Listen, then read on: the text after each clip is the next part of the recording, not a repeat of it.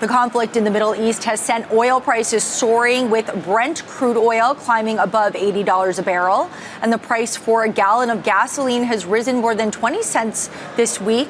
Joining me now to break down the impact at the pump is AAA national spokesperson, Ezekiel Diaz. Welcome to NYSE Live.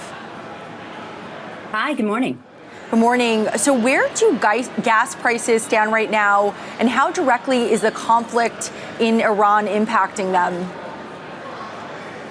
So the national average for a gallon of regular gasoline has gone up by nearly 27 cents in the past week. So the national average this morning is $3.25. And we haven't seen that price in nearly a year. Last time we were paying $3.25 for the national average was back in April of 2025. Last year was a relatively stable year for gas prices.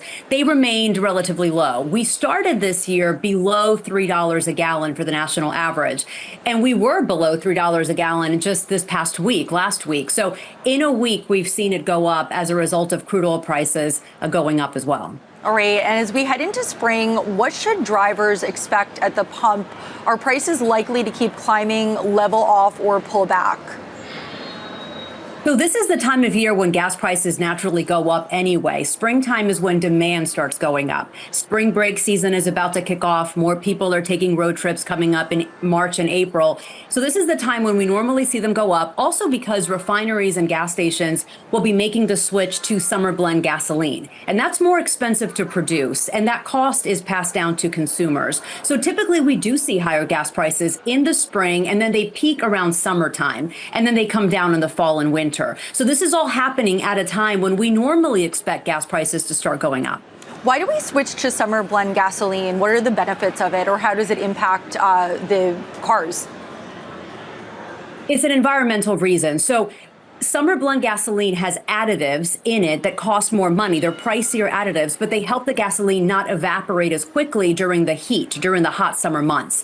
Once we get to fall and winter, we switch back to winter blend gasoline, and that one's cheaper to produce. So you've got a couple of factors happening right now. But again, crude oil prices are going up. They haven't shot up very dramatically. We're in the $70 a barrel range. So we're in the mid 70s this morning at $75. So as you heard from your analyst earlier, it's not quite a shocking rise just yet, but we're starting to feel it at the pump. And drivers can expect to see their gas prices going up. And again, you have to remember, this is the time of year when normally we start seeing that anyway.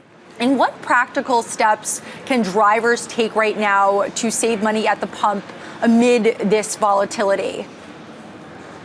Yeah, just be mindful of your routes, especially if you're going on a road trip. You know, when you're doing your daily errands and you have your routine, that's one thing. But if you're about to go on a road trip for spring break, for example, map out your route, fill up before you leave, but also be mindful of where are the nearest gas stations on my route. Also, speeding doesn't get you to your destination any faster and save you on gas. So keep that in mind as well. But also take advantage of deals. For example, AAA members save with Shell fuel rewards. If you sign up for those at participating Shell gas stations, you can save some money, especially over the spring break season. There's a special promotion going on. So take advantage of deals, and also just be mindful of your route. Don't unnecessarily just be driving around, for example, looking for a gas station. Map your route and know where are those rest areas and where are the gas stations for you to fill up.